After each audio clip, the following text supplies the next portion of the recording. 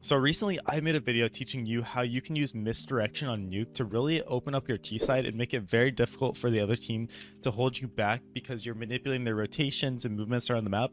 Well, I wanted to teach you today how we can do that same exact thing on Mirage because I think it's a very important concept to understand as a Counter-Strike player, and it's really going to help you win more matchmaking games, pugs, and even team games. If any of you out there on competitive teams, please use this because I have experience in FPL, ECL, and lots of high up tournaments and events across the world. So today I'm going to give you some of my knowledge that I have, some of the knowledge I've stolen from other players in the scene, and we're going to get better together. But before we get into that, I do have a message from the sponsor of today's video. SkinSwap is the sponsor of today's video. They are also kind enough to sponsor you with a free bonus by clicking on the link in the description. SkinSwap is the ultimate place for Counter-Strike 2 and Rust skins with a massive trading inventory in a top tier marketplace offering the most competitive rates out there. The best part is that you can earn an insane 40% deposit bonus when you use the link in the description. Combine that with the top of the line selling feature, including multiple different cash out methods,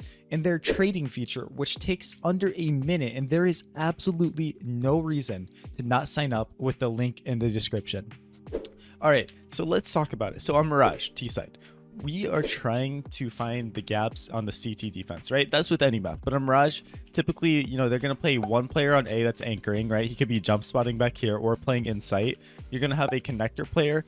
You're going to have a window player and two B players, one cat, one B site, right? So one thing that I want to teach you guys how to do is throwing smokes to unlock different parts of the map. So mid control is very important on Mirage, right? We're trying to get out middle here, and it gives us a lot of options, right? We can split up connector if we have middle, we can go up cat, and we can boost into window, right? All of these literally give us like a pronged attack that really open up the map and make it so difficult for the other team to deal with, right? Because they're worried about someone boosting. It makes the map go from being two-dimensional to three-dimensional for you because you have all these flanks and openings that are going to be hard to deal with. So how are we going to open this up without being obvious? Guys, we don't have to just run out middle, right? So what I want you to do is use this concept for your duo queue in your pugs, call this strat. Have 2 or 3 players sitting top mid here, and then the other 2 guys, I want you to come over here and throw A smokes, right? We're gonna throw a right side exec.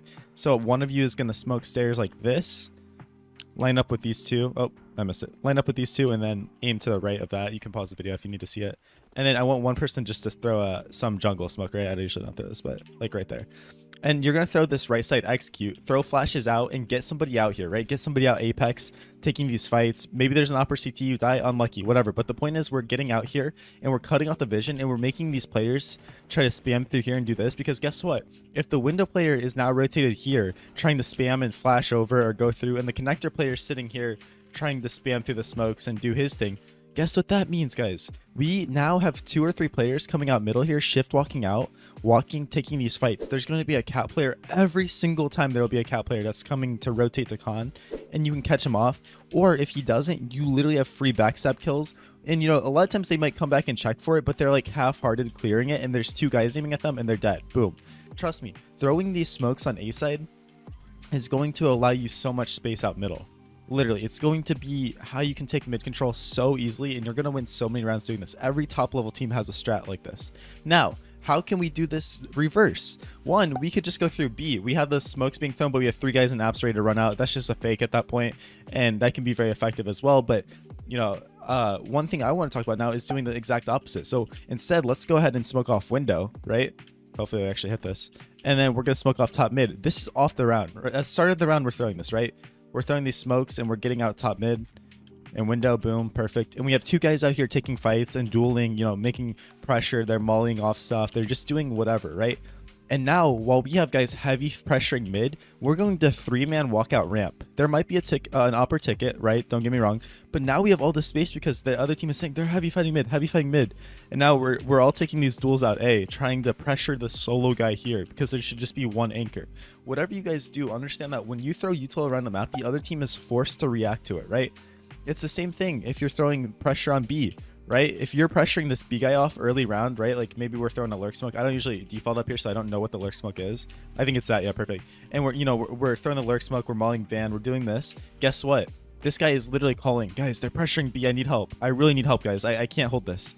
And then so his cat player now has to come here and support him, right? Maybe he's playing off angles like this, but guess what, that little bit of pressure just unlocks so much space, because now we don't have to worry about a cat player, and we can just slide up mid here and get into ladder room a lot easier. So now we're in ladder, and now we have this pivot play unlocked around the map, and we just have so much more space to work with. A lot of you guys are struggling on Mirage because you're being too one-dimensional, and you're sending 5 people everywhere, or you're just doing a whole lot of nothing, right? You have 2 guys sitting top mid doing nothing, right? You have 2 guys sitting here, you have a guy just literally holding B apps like this, right? And then you have a guy holding A ramp and a guy holding palace or something, right? Like, you're just doing nothing. You're doing nothing, and then you wonder why you can't win, because it's so easy. You're not pushing, you're not pulling, you're not manipulating these rotates around, right? So this, just keep that in mind when you're playing. It's the same strat, guys. I'll give you even infinite options to do with these A smokes. Say you have your teammates throwing A smokes, don't have guys sit top mid.